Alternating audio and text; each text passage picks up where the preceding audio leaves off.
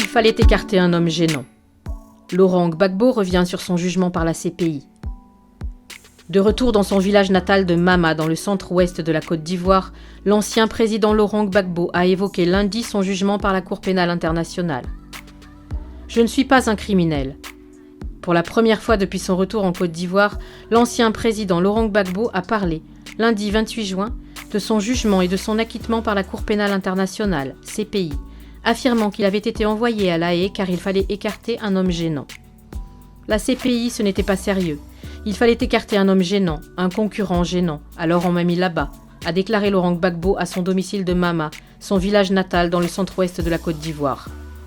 Mais, a-t-il ajouté devant des chefs traditionnels, les cadres de son parti et la presse, je ne le regrette pas, parce que si j'étais revenu avec un titre de criminel, c'est vous tous ici qui alliez avoir honte. Laurent Gbagbo a été définitivement acquitté fin mars par la CPI, où il était notamment accusé de crimes contre l'humanité, ce qui a permis son retour en Côte d'Ivoire. Même les Blancs qui ne nous connaissent pas, qui suivent nos petites querelles ici, ont su que je n'étais pas un criminel. Moi je fais tout, mais je ne suis pas un criminel, a affirmé Laurent Gbagbo sous les rires de l'assistance. Il s'exprimait à l'issue d'une rencontre avec des chefs traditionnels majestueusement drapés dans des pagnes colorés, venus de toutes les contrées de son fief du centre-ouest, qui lui ont confié une mission de réconciliation. C'est sa présence qu'on attendait pour la réconciliation.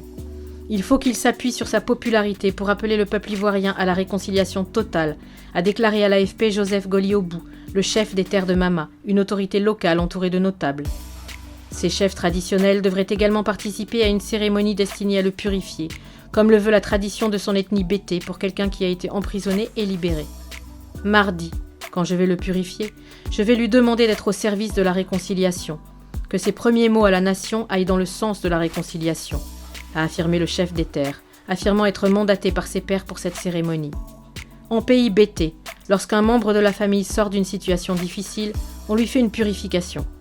Celle-ci consiste à le laver au seuil de sa porte très tôt le matin avant le lever du soleil, avec une mixture à base de rameaux et de feuilles traditionnelles, explique le chef septuagénaire. Sur la place publique de Mama, des habitants du village ont attendu en vain, en dansant et en chantant, que l'ex-président vienne leur parler. « Gbagbo est revenu pour rendre la paix dans la nation », s'exclame Brigitte Koudou, venue du village voisin.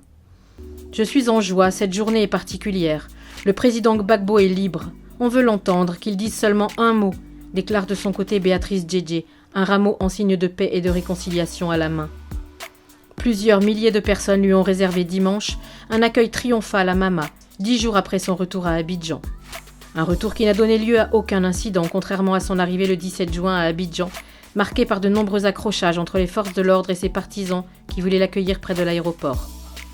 Laurent Gbagbo, au pouvoir depuis 2000, avait été arrêté en 2011, à Abidjan, puis transféré 7 mois plus tard à la CPI, afin d'y être jugé pour les violences commises à la suite de la présidentielle de fin 2010.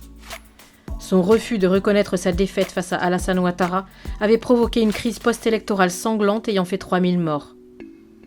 Réélu en octobre 2020 pour un 3e mandat controversé, Alassane Ouattara a donné son feu vert au retour de Laurent Gbagbo quelques jours après son acquittement.